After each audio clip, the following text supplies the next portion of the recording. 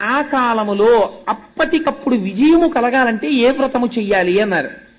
పంపా తీరమునందు కూర్చుని మార్గశిర శుద్ధ త్రయోదశి నాడు చేసేటటువంటి వ్రతం అనుకోకుండా తిరిగి వచ్చింది.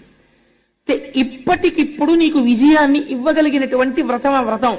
మరి ఎలా ఇప్పుడు పంపా తీరానికి వెళ్ళడం అంటే నీకేం భయం లేదయా, నువ్వు ఇక్కడే కూర్చుని ఉండు, నీకు కలశలోకి పంపా తీరమును ఆవాహన చేస్తాం అని ఆ రాజుతో వ్రతం చేయించారు. చేయిస్తే ఆయన పరమభక్తి శ్రద్ధలతో వ్రతాన్ని చేశారు. చెయ్యగానే హనుమ యొక్క అనుగ్రహం కలిగింది. హనుమ యొక్క అనుగ్రహం కలిగి విజయాన్ని పొందినటువంటి వాళ్ళల్లో ద్రౌపదీదేవి కూడా ఉన్నది. ద్రౌపదీదేవి కూడా హనుమ యొక్క ఆరాధన చేసినది. చేసి తన భర్తల యొక్క విజయాన్ని పొందగలిగింది. ఆయన కాలాతీతుడు, యుగములు మారిపోతుంటాయి కానీ హనుమ కనపడతారు మీకు. త్రేతాయుగంలో హనుమ ఉన్నారు, ద్వాపర యుగంలో హనుమ ఉన్నారు,